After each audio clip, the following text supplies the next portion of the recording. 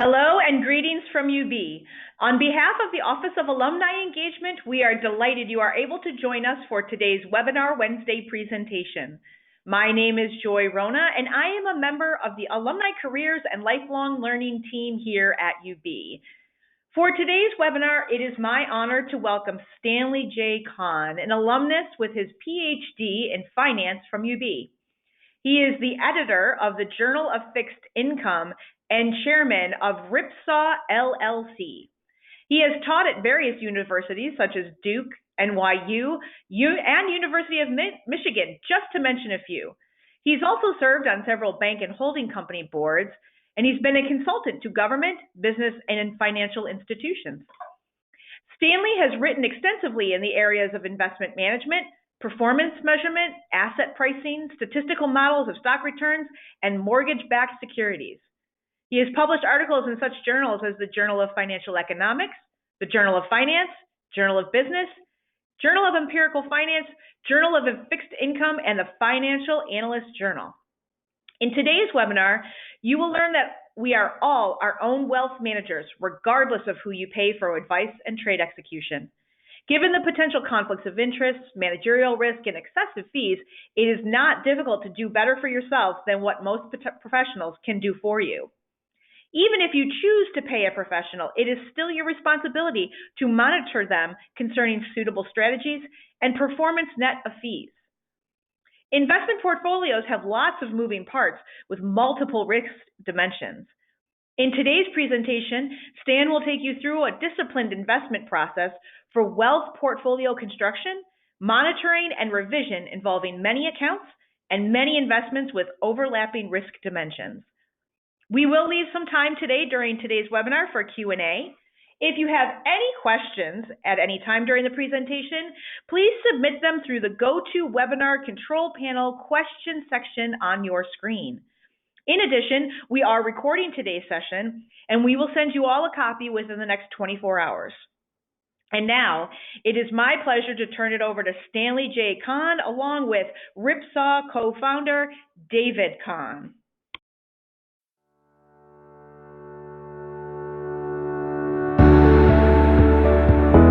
Hello, I am Stanley Jquan, a proud Buffalo graduate. My time at SUNY Buffalo was the most productive 3 years of my life. The faculty magnanimously invested their time and knowledge in us doctoral students, and with that example, we did the same for each other and our students. Thank you for taking the time to listen to my approach to wealth management in the current economic environment. There are two driving forces at work in our economy affecting the business of wealth management. The first is a decade of low interest rates, and the second is information technology. When the level of interest rates was near 10% and the stock market had an expected return of 17%, investors did not pay much attention to total expenses of 2%, from the combination of a 1% expense ratio on individual mutual funds and an additional 1% advisor fee. But these expenses mean that an investment by your advisor today in a long-term bond fund with a yield of 2% will have a net yield to you of 0%. Advisor investments in money market, short-term treasury funds, and funds with excess cash yielding less than 1% will result in a negative net yield to you. Do you really want advisors to manage any significant amount of your cash and short-term low-risk bonds? Furthermore, in recent years, there have been periods of both low interest rates and all-time low stock market volatility. That implies a low stock market risk premium. In these environments, the expected return on a stock portfolio may be 5 to 7%. If total expenses are 2%, you should think of that as reducing your expected return down to 3 to 5% and receiving considerably less compensation for stock market risk. The internet is not new, but the ability to efficiently download and integrate sufficient data on personal accounts, market, and security-specific data is relatively new. Conflicts of interest have the Labor Department and SEC working on fiduciary rules to protect investors. That is shifting the investment business towards advisor fees over commissions. Managerial risk involves advisors and fund managers deviating from benchmarks to enhance returns in order to justify their expense ratios and fees. The empirical evidence of success, however, is generally weak at best and Bernie Madoff Ponzi schemes at worst. Investment education is required to protect yourself. The industry disruption is upon us. Low-cost index funds have now gathered more assets than active funds. The recent offerings of zero expense ratio mutual funds and zero commission trading are evidence of more industry disruption. These are loss leaders to cross-sell investors into the more profitable advisory business. Competitive forces in the advisory business are reducing fees, but this trend will not continue without investment education. It is an extremely valuable innovation to have low-cost investment alternatives. But the difficult issue that remains is how to construct a portfolio, monitor it, and revise it when appropriate. I am advocating enhanced information and a disciplined approach to do-it-yourself wealth portfolio management. My perspective is in both the theory and practice of investment management.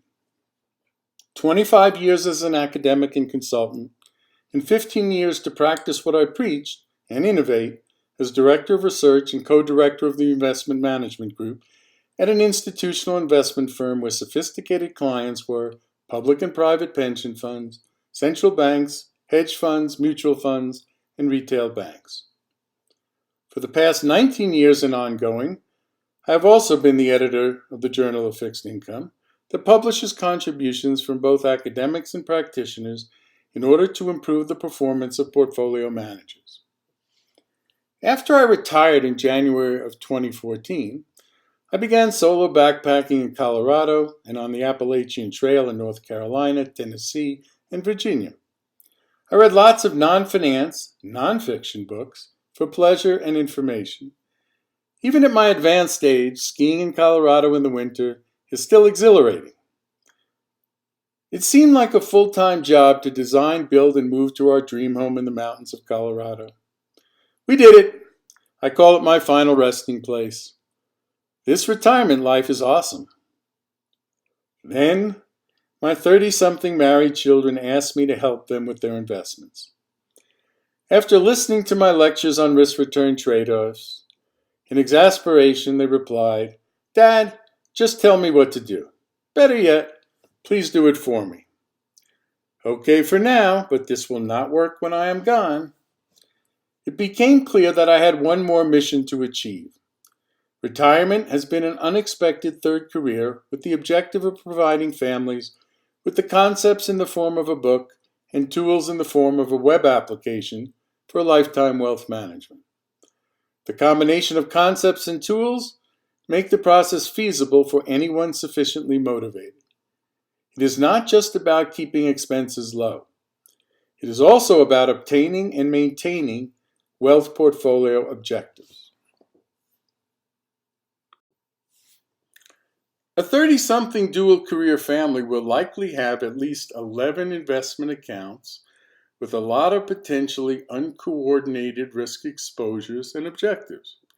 There are lots of moving parts in multiple 401ks, rollover IRAs, 529 plans, custodian accounts, taxable brokerage accounts, bank savings accounts, and checking accounts.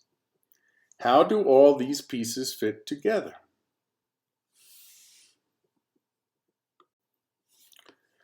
A glance at their 401k accounts revealed serious issues: limited investment choices, overlapping multiple risk exposures, high expense ratio funds, administrative expenses, difficulties in rolling over a 401k to an IRA. How can they work around the worst offerings in an aggregate wealth portfolio context?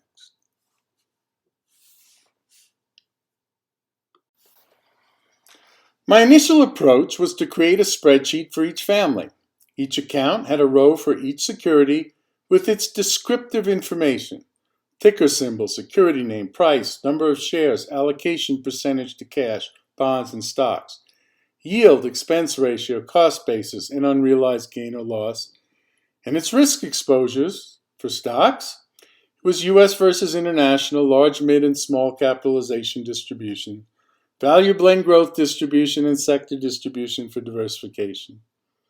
For bonds, it was U.S. versus international, credit rating distribution for default risk, maturity structure for interest rate risk, and bond sector distribution for diversification. That is one long row of security information. Then I added real assets, including homes and autos, non-traded illiquid assets, including private business investments, private stock, and lending, liabilities, including mortgages, auto loans, and credit cards. Then aggregating each column across all assets and liabilities into a wealth portfolio dashboard of risk dimensions that compared them to a customized benchmark. The process of recommending portfolio revisions required gathering the same data on many potential new investments. The analysis was extremely useful, but the process was very labor-intensive and time-consuming. I could not expect anyone to spend this much time on the setup. I want them to focus on portfolio selection decisions. If it was to become user-friendly and time-sensitive, the process needs to be automated. As Director of Research, I was responsible for providing updated analytics to traders and portfolio managers every morning. Now I need to do something similar but designed for personal wealth management.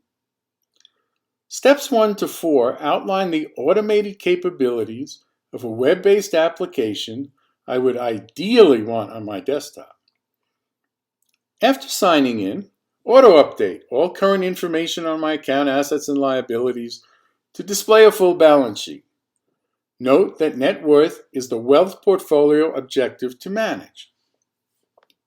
Simultaneously, update from data sources all the risk dimension information on each asset and liability underlying the user's balance sheet and that of a customized benchmark to display in an aggregate wealth portfolio dashboard. A set of gauges will help monitor the deviations from the benchmark. In order to make decisions on matching or tactically deviating from the customized benchmark requires more market information. What most professionals do in the morning before the market opens is look at a daily market analysis. What happened overnight? What are the changes in relative values of assets and sectors? Is the compensation in the mortgage or corporate bond market sufficient for its risk and my position? What is the incentive to increase or decrease my equity exposure, and how? I need an auto-updated market information dashboard. Finally, I need an efficient way to evaluate the size of any position changes on my wealth portfolio risk dimensions before executing any trades. Revision mode would allow me to evaluate what-if changes relative to my current portfolio and benchmark deviations. This is an essential tool to efficiently construct, monitor, and revise my portfolio. Once a suitable set of decisions is reached, trades are executed at your financial institution and can be observed afterwards in the refreshed web application. The application is a set of tools for decision-making only. The application will not have any control of personal accounts. After consulting with my sophisticated technology partners, they indicated the information sources were available and that they could build it. Thus, we formed Ripsaw LLC 2 years ago and are now releasing Ripsaw Wealth Tools at the same time as my ebook, Do It Yourself Wealth Management. Information on both are available at ripsawwealth.com and ripsaw.co.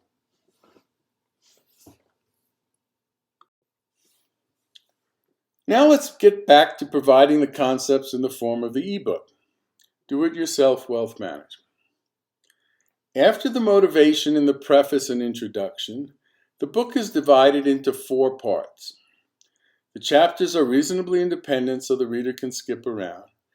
If a topic is less relevant or confusing to you, move on. The sections are mostly in ascending order of difficulty. Part 1, Quick Start, is meant to get you up and running on the task of wealth management with some no-brainer decisions. I will cover the case study in this presentation. Part 2, Financial Decisions, explores many common issues in a disciplined investment process, including debt, liquidity, insurance, and retirement. Part 3, Investment Strategies and Evaluation, discusses the sources and interpretation of financial data, investment strategies, and how to evaluate them. Part 4, Life, Liberty, and the Pursuit of Happiness, is for my grandchildren. It's about how they can employ the same investment decision-making process and logic in the rest of their personal lives.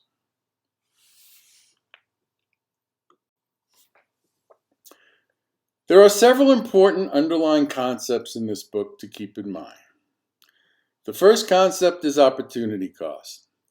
It is larger than just saving on annual fees.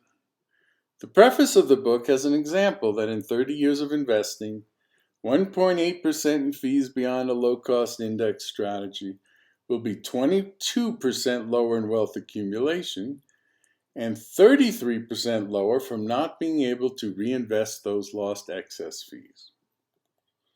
The second concept is that most investment products cannot offer you more than the market already does, but after fees can result in much less. For example, I looked online for an annuity quote for a 65-year-old male to receive $2,500 per month for his remaining life. The quote was $512,287. The relevant question, however, should be, what is the internal rate of return for that annuity investment? The expected life of a 65-year-old man from the Social Security actuarial table is 17.84 years. The internal rate of return on this investment for 18 years is 0.61%. But a treasury bond with a duration of 18 years is 2%. That means the fees are eating up most of your expected return. Therefore, you can do much better with a do-it-yourself annuity costing only $453,000 for the same $2,500 per month. That is a savings of nearly $60,000. You can also gain by investing in high-quality corporate and mortgage-backed securities, as the insurance companies do. That will extend the life of your annuity another 8 to 11 years for the same price, and still have a bequest to your spouse and heirs if you don't exceed your own remaining life forecast. A do-it-yourself annuity can also be easily altered if your life circumstances change. The third concept is to unbundle and manage portfolio risks. For example, the bond market has 3 major risks: interest rate changes, default, and prepayments. The market requires additional promised compensation for default and prepayment risks in the form of more yield or yield spread to interest rate risk matched treasuries. Professional managers that have their performance measured against the investment-grade bond market index typically tilt their portfolios away from treasuries toward the spread products of MBS and corporate bonds that have higher yields. The correct expectation for long-term investors is that, on average, they will earn a higher expected return and beat the benchmark. No special information is required here. It is just that you are taking advantage of your position in the marketplace as a long-term investor that is more short-term risk tolerant.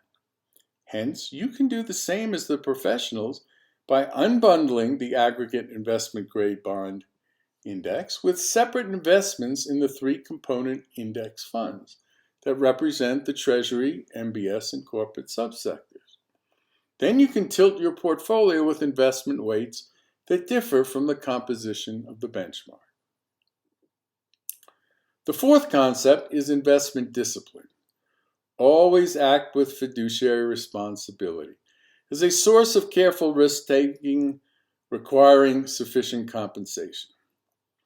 If you do not have special information on security valuation, it is not likely you will beat the professionals with all their resources. But you can use portfolio tilts to take advantage of your place in the market as a long-term investor and liquidity provider during market stress periods. If you do have special information on individual securities, define the magnitude of under or overvaluation, the time by which you expect the market to realize your valuation. Size your position based on degree of confidence in your forecast and risk tolerance. Then have the discipline to sell when the price reaches your prediction and move back to the more diversified benchmark with the sale proceeds or for another mispricing opportunity. Performance relative to a benchmark is an essential part of the investment process for feedback in order to measure past performance and improve future performance. The fifth concept is downside risk management. That is always important, but a critical strategy near and in retirement to lock in a standard of living.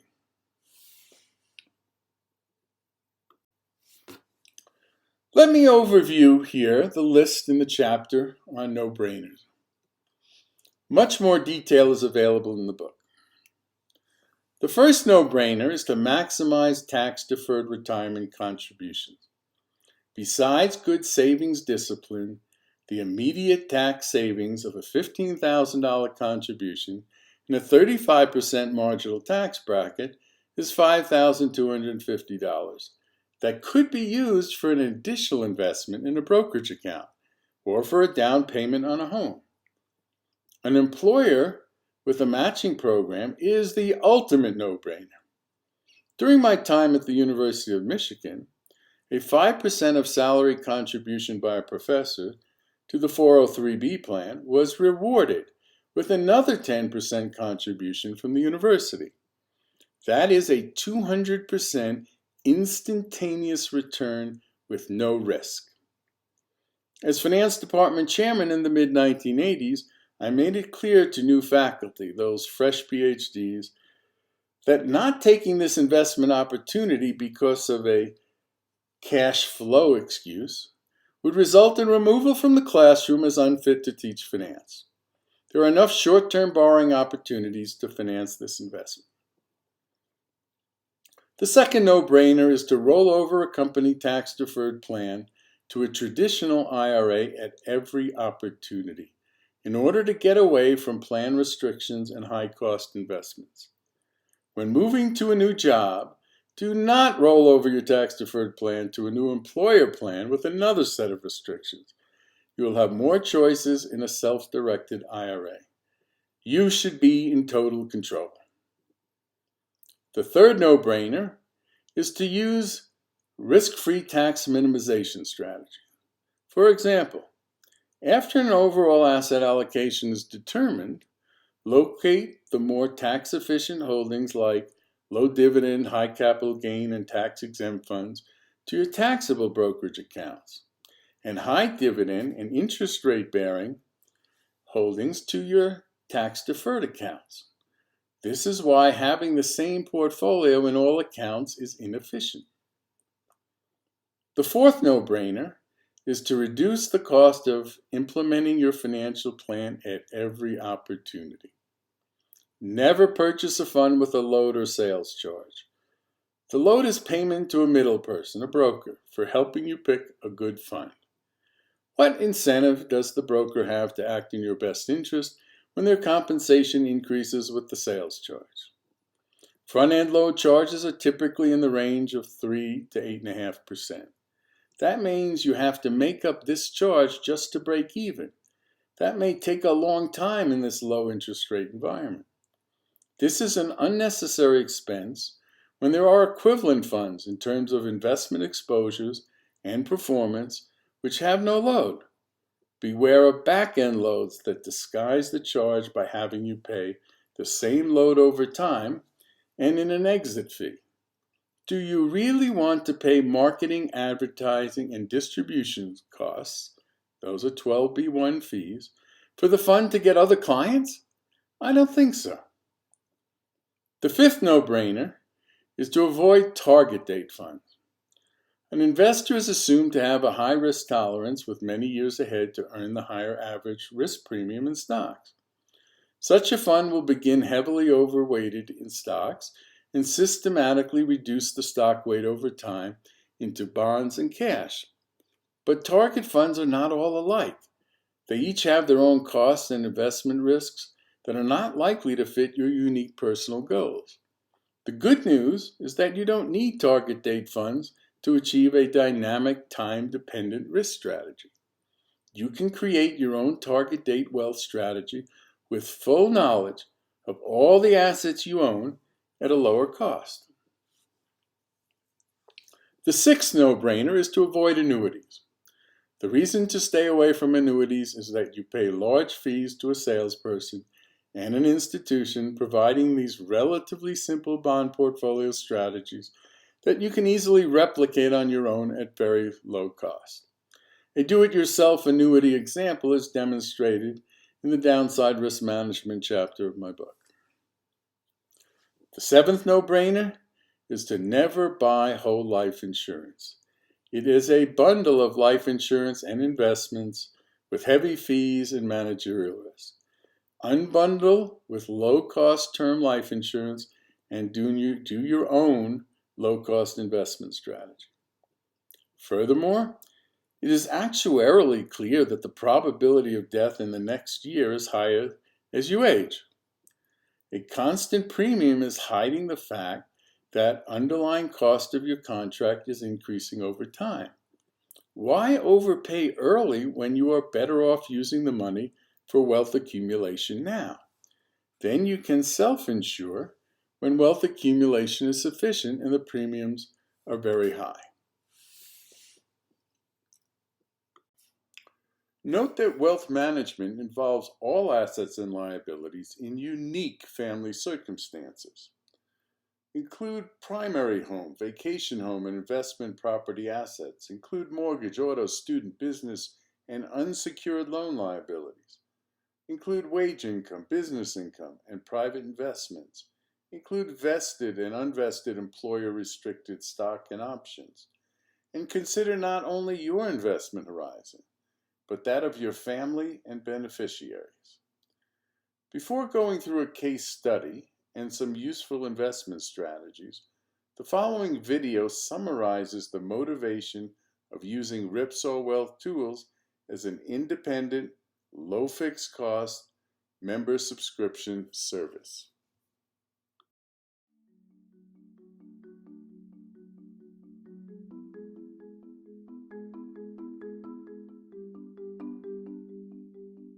We all want to have control of our financial future, to take care of ourselves, our family, and to do what we love. But this can get complicated.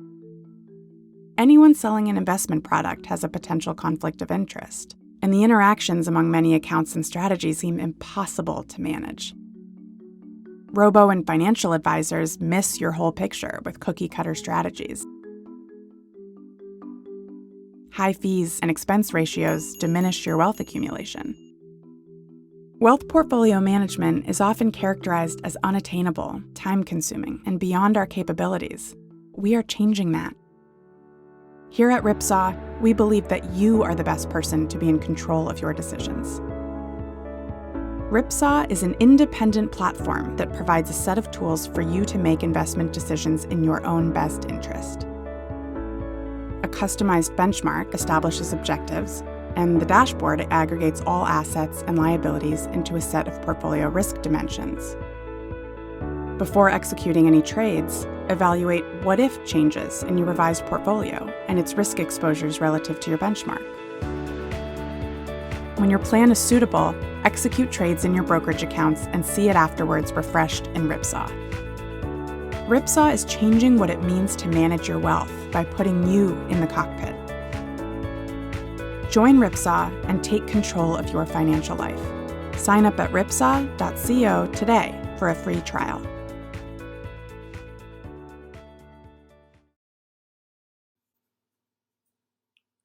Chapter 4 in my book is a case study for a friend that asked me to review her wealth portfolio on June 30th, 2016.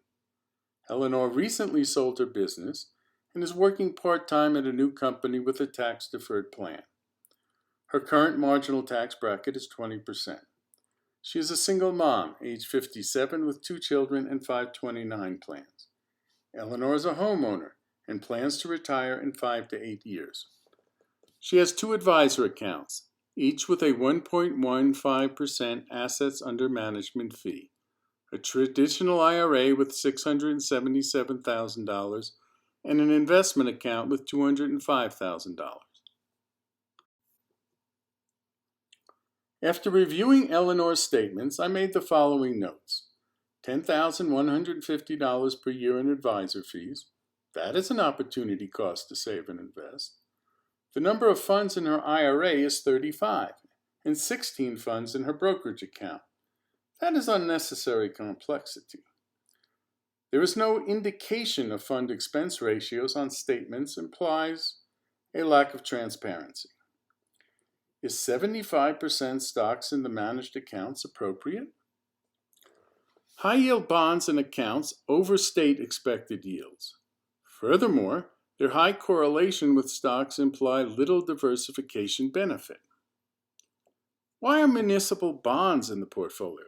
Eleanor's marginal tax rate is 20%, not 39.6%, and she is actually losing money on the municipal bond funds.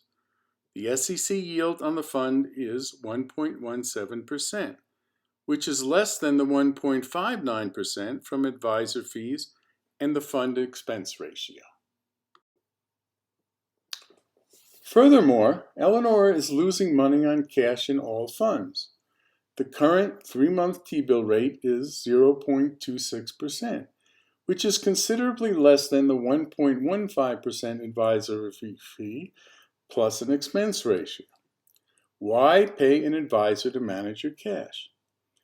The investments among accounts are not tax efficient. There is significant managerial risk in active fund investment managers and the advisor. Furthermore, the company tax-deferred account is 100% invested in a balanced fund. That is not balanced. It is 85% in stocks, and the average bond quality is below investment grade at BB. And it has a 1.14% fund expense ratio plus an administrative 0.72% net asset fee.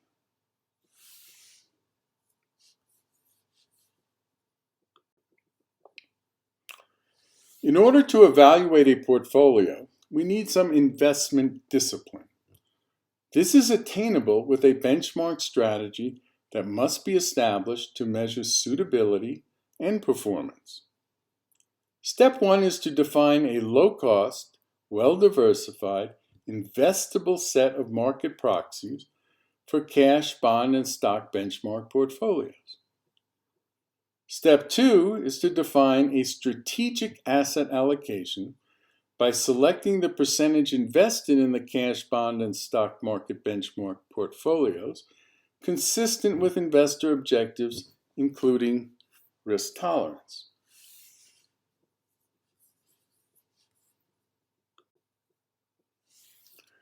Step 1 involves selecting mutual funds, or ETFs, that is most representative of the 3 sectors. Note the representative sector fund choices and allocations. This default set of proxies is for a US-centric investor. A global-centric choice is also available. However, the user can customize by expanding the bond and stock sectors with more fund choices and allocation percentages.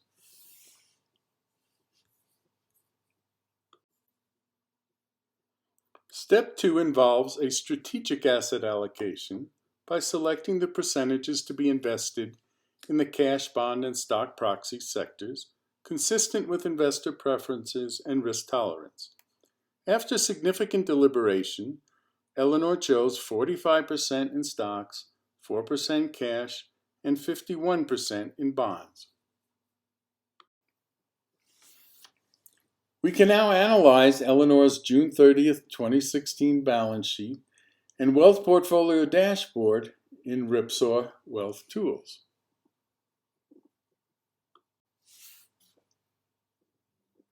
Note the interesting highlights. The current market value net worth in the dashboard does not match the balance sheet net worth. In a wealth level context with real estate, the stock percentage of 30% does not appear that large. Why is the bond allocation negative? Yield so low and expenses so high?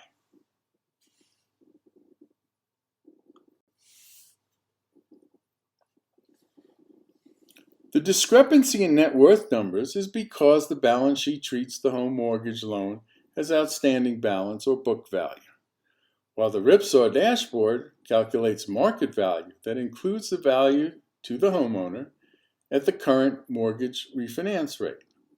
If current rates are lower than what Eleanor is paying on a high-rate mortgage, she is losing the present value of those savings. Now we can see the stock percentage appears low due to a relatively large home value and a large, probably inefficient cash position. In a wealth portfolio context, a mortgage is a bond.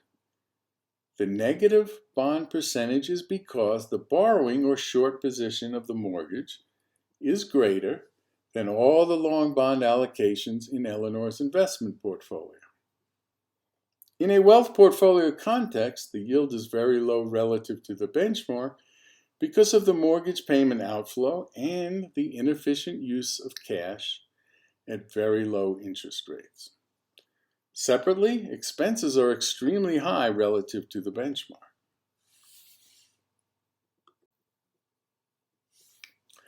A touch of the home auto icon takes out real assets and associated loans to focus on the investment portfolio.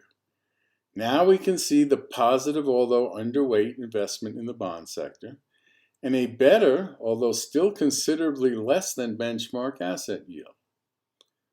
Now we can proceed with mortgage, company IRA, and managed investment decisions.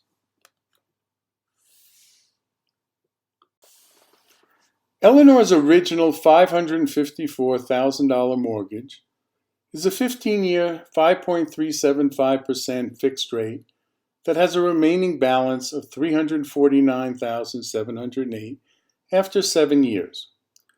The current market rate on a mortgage for the remaining 8 years is 3.5%. Eleanor is losing a present value of $25,764 by not refinancing the loan and paying the lower rate for the remaining 8 years. Since she could easily qualify with a 33% loan-to-value ratio on her home, refinancing seems like a no-brainer decision.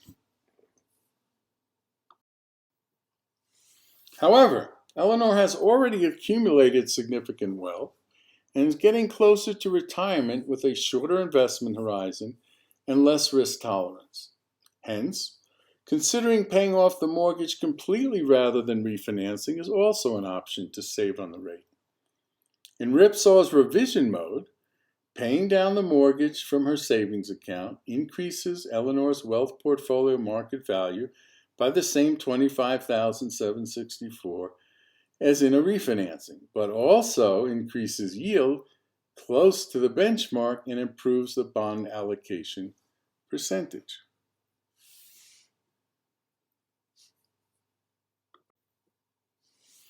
Now that we have taken away a lot of the investment portfolio cash overweight, the stock allocation overweight is revealed, and the bond allocation is still underweight.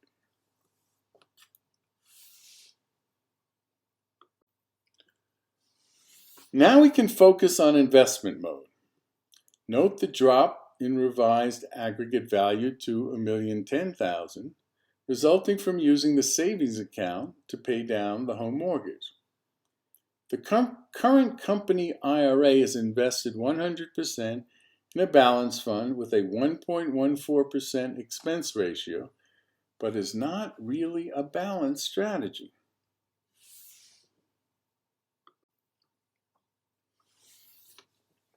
The lowest expense ratio available on the list of fund choices in the company plan is 0.57% for an S&P 500 index fund with little managerial risk. Therefore, we use Ripsaw's revision mode to sell the balance fund and buy the index fund.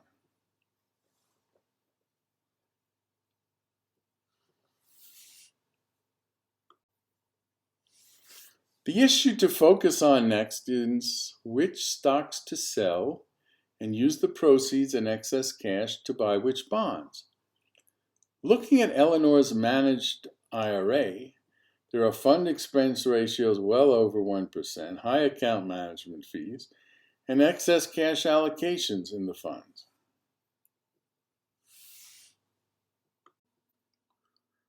And much the same problems exist in Eleanor's managed brokerage account. The portfolio revision can be achieved in a three-step process. Step 1 is to eliminate the high advisor fees and improve investment choices. One can transfer all of these securities to new self-directed IRA and brokerage accounts and make revisions there. Given that there are no significant capital gains subject to tax, Eleanor can also liquidate the current IRA and brokerage accounts and move all the cash to the new Vanguard rollover IRA and brokerage accounts respectively. Step 2 is that Eleanor's benchmark cash allocation is near $40,000, and she only requires $20,000 in ready cash. Hence, she can move $103,000 from her savings account to her new Vanguard brokerage account for more investment choices. Step 3 will be to determine the portfolio revisions. Completing the mortgage paydown, company IRA revision, and the transfers from the liquidated managed accounts to new Vanguard accounts result in an investment portfolio that is almost all in cash with no management fees, no bonds, no mortgage, and only the small investment in the S&P 500 index within the company tax-deferred plan. Now the portfolio selection process will proceed more quickly by predetermining some criteria to build Eleanor's efficient portfolio. Number 1 is to use low-cost index funds for specific factor exposures without managerial risk. Hence, there will be a preference for index funds, especially ETFs. Number 2 is to allocate more of the higher dividend yield stocks and bonds to tax-deferred accounts. Number 3 is to have low interest rate risk in this extremely low rate environment with short to intermediate term bonds. Number 4 is that given the insufficient below investment grade default risk premium, select up in quality corporate bonds. Number 5 is to add mortgage-backed securities for diversification and compensation.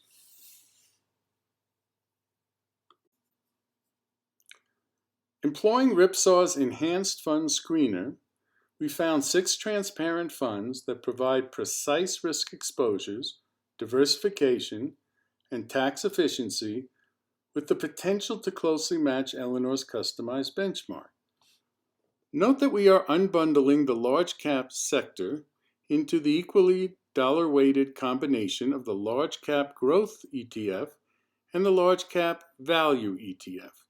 Together, they closely match the total large cap index, but can be more tax efficiently allocated by having the lower dividend yield growth fund in the brokerage account and the higher dividend yield value fund in the tax-deferred IRA account. This is unbundling for tax efficiency. The low dividend small cap ETF is also used in the brokerage account, while most of the bond fund dollar allocations are in the tax-deferred IRA account. Also note that all funds employed have relatively low expense ratios with clear risk exposures, and as index funds, little to no managerial risk. Since we want more in bonds and stocks and tax efficiency, let's start with a 60% bond and 40% stock allocation in the IRA account with equal weights within the sectors. That is 20% in each of the 2 stock funds and 30% in each of the two bond funds. In the brokerage account, we want to closely match the dollar amount in the growth fund as we have in the value fund in the IRA account. This is for tax efficiency, so no tilt is intended. 45% in VUG in the taxable brokerage account is close enough for this first pass. 20% in VB is intended to get the necessary small cap exposure, and the remaining 35% in the short-term investment grade bond fund is for liquidity. The cash, bond, and stock allocations for the first pass revised portfolio is not that far off from the benchmark weights. The composition of the stock portfolio, however, is clearly underweight U.S. stocks and overweight international stocks. It is also underweighting large cap stocks and overweight mid cap stocks. The initial bond allocation appears to have succeeded in reducing the bond default risk considerably compared to the managed accounts. The lower allocation to the BBB bonds within the investment grade sector is even higher quality than the benchmark. The stock portfolio overweight in international can be reduced by selling 6% of the total international fund and buying 2.5% more in the value ETF. The remaining 3.5% can be allocated equally to the bond funds, 1.75% to the short-term investment grade fund and 1.75% to the Ginnie Mae fund.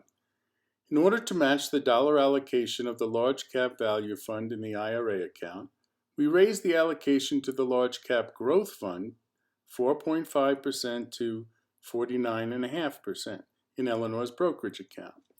That is achieved by reducing the short-term investment grade fund by 2.5% and the previously slightly overweight small cap stock allocation by 2%.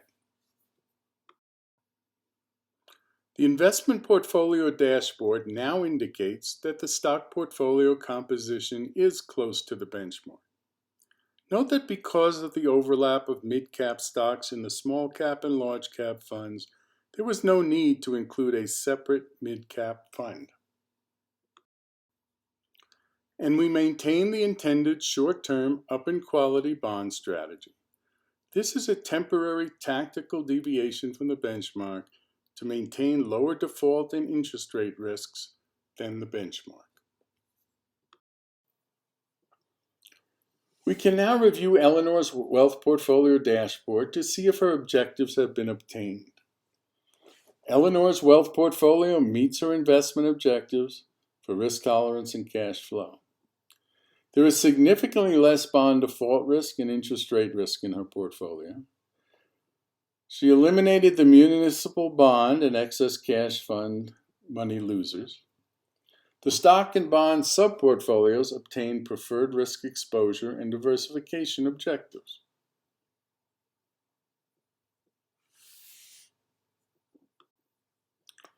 Eleanor's yield is up $24,060 and expenses are down $13,639 for a net gain of $37,699. Improved after-tax returns with IRA versus brokerage allocations. Eliminated advisor and fund managerial risks and replaced them with full transparency. Monitoring and revision are ongoing, especially as retirement approaches.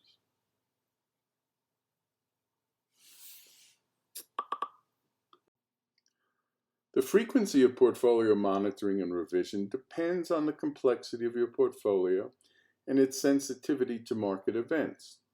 Although a regular monthly review is good practice, a life change, a major cash investment inflow or outflow, or the emergence of significant market volatility should instigate an immediate review.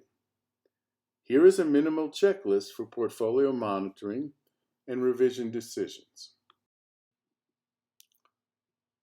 Now let's explore how to implement a portfolio tilt for expected return enhancement. Like the importance of the overall cash, bond, and stock asset allocation decision, the asset allocation within the stock and bond subportfolios have similar risk-reward implications. The implementation requires a two-step process. First, we replicate the benchmark portfolio with its components. Then we implement the tilt by altering the component investment weights. In this slide, we are replicating the investment grade bond market benchmark BND. There are three major risks in this bond benchmark: default risk in corporate bonds represented by VTC, and prepayment risk in MBS by VMBS. Both of these sectors have interest rate risk, but the net portfolio interest rate risk exposure can be managed with the Treasury sector combination of short, intermediate, and long-term Treasury funds. The replication weights selected indicate a close default and interest rate risk match to the benchmark. The slight overweight in MBS was employed to also represent its small securitized relatives in the ABS and CMBS sectors in the benchmark. The overweight in corporate bonds is to get the BBB credit sector up to the benchmark level from the small underweight in the government-related sector. Now we can do what the professionals do to beat the benchmark without any special information or insight. Reduce the Treasury weight by 20% and add 10% to each of the corporate bond and mortgage sectors. For professionals or individuals with long-term objectives, on average, they will earn the risk premium. However, short-term tracking error can be high. The exact percentage spread product overweight is a function of investor risk tolerance. In the sector risk distribution, we observed the intended overweights in MBS and corporate bonds and the underweight in government bonds. This is consistent with the observed underweight in AAA and overweights in the A and BBB bond subsectors. There is still the decision of what interest rate risk level to achieve. A 30-year mortgage with amortizing principal payments and prepayments actually has interest rate risk that is closer to an intermediate term Treasury at origination and more like a short-term Treasury if rates decline substantially and prepayments speed up. Corporate bonds also have less interest rate risk than comparable maturity Treasuries because the sensitivity of corporate bond prices to changes in the level of Treasury rates are mitigated by changes in default expectations. Therefore, the appearance of underweighting the 3 to 5 and 5 to 7 year maturity sectors by selling the short-term and intermediate-term Treasury funds to overweight the MBS and corporate bond sectors will actually maintain a similar level of interest rate risk as the benchmark. If our objective, however, was to lower interest rate risk, we could fund more of the MBS and corporate bond purchases by selling the long-term Treasury fund. Increasing net interest rate risk could be accomplished by funding more of the MBS and corporate bond purchases by selling more of the short-term Treasury fund. One could also unbundle the corporate bond sector into short-term, intermediate-term, and long-term corporate bond funds for more control over both interest rate risk and default risk by maturity. Tactical asset allocation tilts to stock factors are common strategies. Consider a disciplined approach to a small cap overweight, a capitalization replication for the total U.S. stock market benchmark VTI, with the selected weights of 80% in the iShares Core S&P 500, 12% in Vanguard Mid Cap ETF, and 8% in the Fidelity Small Cap Fund, replicates the capitalization, value blend growth, and sector distributions of the benchmark well. Note that we selected the Fidelity Small Cap Fund because its composition was over 77% in small cap stocks. That is, it represents more of the small cap exposure we are interested in. Other funds with small cap in its name have considerably less exposure to the subsector we are interested in.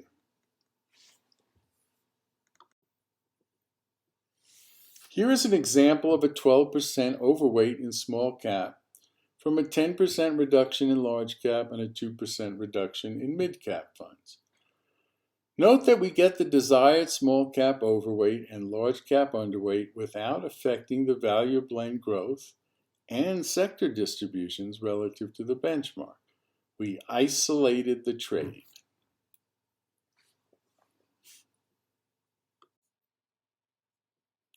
Thank you for taking the time to listen to my views on wealth management. Today we have covered the motivation and provided some examples of disciplined wealth portfolio management in the current economic environment. There are many more concepts covered in my ebook and paperback versions of Do-It-Yourself Wealth Management. Furthermore, portfolio construction, monitoring, and revising portfolios can be efficiently accomplished with Ripsaw Wealth Tools. Each individual and family is unique and will not optimally fit into a cookie-cutter strategy. Please take control of your financial life. Thank you so much, Stanley. So much to dive into. We've got 3 minutes left. I am overwhelmed in questions. So if it's okay with you guys, I'm going to jump right in. What would you consider to be a reasonable or acceptable fee for a mutual fund based on the SP 500? There are actually plenty of funds well below 5 basis points or 0.05%. Excellent. That was a quick answer. So what is your view on robo portfolio management offered by companies such as Schwab and Fidelity? Again, it's the same idea of cookie cutter strategies, that you don't have control over the exposures. And while for some people, they may be comfortable with that and it may actually fit, one should actually model it and see if it does. And in Ripsaw Wealth Tools, you can tell what it is.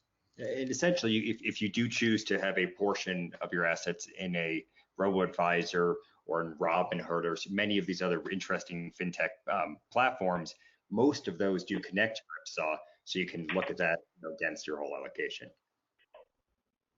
Wonderful. Thank you so much, Stanley and David. So some advisors steer clients into funds of funds. What are the downsides if the express purpose is diversification? Well, again, you have 2 levels of fees in fund of funds. You're paying the one that's selecting the funds as well as the fees inside the funds. Remember, a lot of this concept here that we're trying to build on is because we're now in this low interest rate risk environment. So all those excess fees count. And the other thing you have is a lot of managerial risk in those fund of funds. That is, each individual fund that's purchased has a manager that will get compensated based on their performance, so they may take risks outside your desired risk exposure. Sounds good. So how many funds should a person have in a retirement portfolio? Well, that depends on what exposures they want to get, but you can, as I showed you in the example here, you can get a lot of both diversification and be able to get exactly the exposures you want in just 6 funds. Usually though, most people have more complicated account structures. So if you've got 4 or 5 accounts, you want to be able to roll them up into what we're calling this wealth portfolio dashboard. And that way you can see the implications of each individual investment within accounts on your total overall portfolio. Gentlemen, that is the 1 o'clock hour. We got through some of the questions. If we did not get to your question, if we did not answer your questions, Stanley and David have said you can email them to info@ripsaw.co. I will be sure to include that along with some other information in tomorrow's confirmation email that will have today's recording as well. On behalf of the Office of Alumni Engagement, I would like to thank both Stanley and David for their time, knowledge, and expertise. As a reminder, this webinar has been recorded and we will send you a link within the next 24 hours. Be sure to join us next week for another Wellness Wednesday webinar. Dr. Bruce Troen will speak about successful aging and how we can create an age-friendly environment for the best healthcare and quality of life. That information on that will also be included in tomorrow's email. So thank you all so much for tuning in today. We hope you'll join us again for another Webinar Wednesday.